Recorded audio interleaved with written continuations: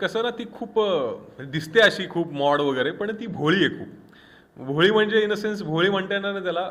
आपण काय क्रेझी आहे ती एका बाबतीत, कारण की आपण काही पण तिला एक सिली गोष्ट जरी सांगितली तरी ती त्यातला विश्वास ठेवते पटकन. फॉर एक्झाम्पल एक किस्सा सांगेन मी.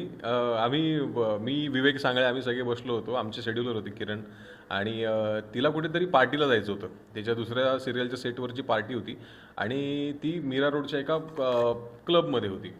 सो तिला तिथे पोहोचायचं होतं आणि तिचा एक सीन पेंडिंग होता. त्यामुळे ती पटकन आली आणि शेड्यूलर विचारायला लागली, अरे किरण दादा लवकर मला सोड ना, मला जायचं आहे. किरण दादा बोलला, किती वाजता जायचं तुला? म्हणजे आता सुरू झाली आहे पार्टी. ते म्हणजे टेन्शन घेऊ नको, 12 वाजेपर्यंत चालू असते, असं काय नाही. नाही नाही, पण ट्रॅफिक असतं वगैरे, बघ ना किती ट्रॅफिक दाखवतंय.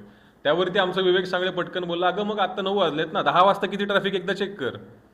तर तिथे चेक करायला लागली की 10 वाजता किती ट्रॅफिक असेल. मग तिने आम्हाला विचारलं कसं शोधायचं. मग विवेक बोलला की अरे एक काम कर, तन्वीला विचार, तन्वी गेली होती एकदा त्या दिवशी.